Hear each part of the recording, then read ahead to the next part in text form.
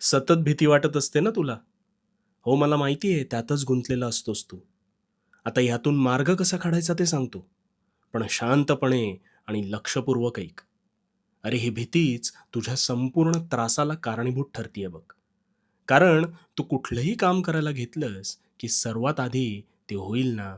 नाही झालं तर काय? हेच विचार तुझ्या मनात येतात. हो ना?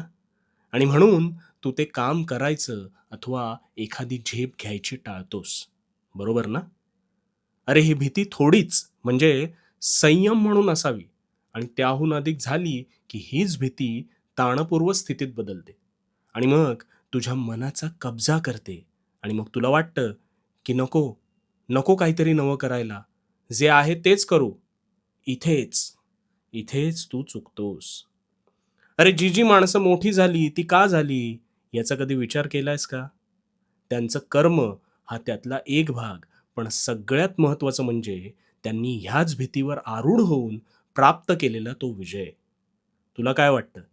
त्यांना भीती वाटली नसेल? अरे का नाही वाटणार? ती सुद्धा तुझ्यासारखी माणसंच आहेत ना. पण त्यांनी निर्भीडपणे झेप घेतली.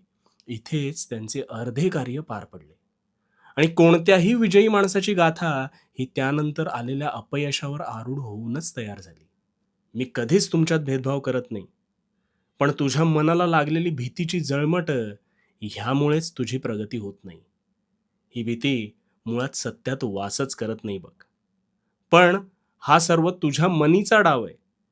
त्यामुळे ह्यापुढे स्वतःवर विश्वास ठेवायचा आणि या भीतीमागे फसायचं मात्र नाही. आणि तुझ्या आतला आवाज सदैव ऐक. कुठेही थांबू नकोस. चालत राहा. कारण भिवू नकोस. भिवू नकोस, मी तुझ्या पाठीशी आहे. भिवू नकोस, मी तुझ्या पाठीशी आहे.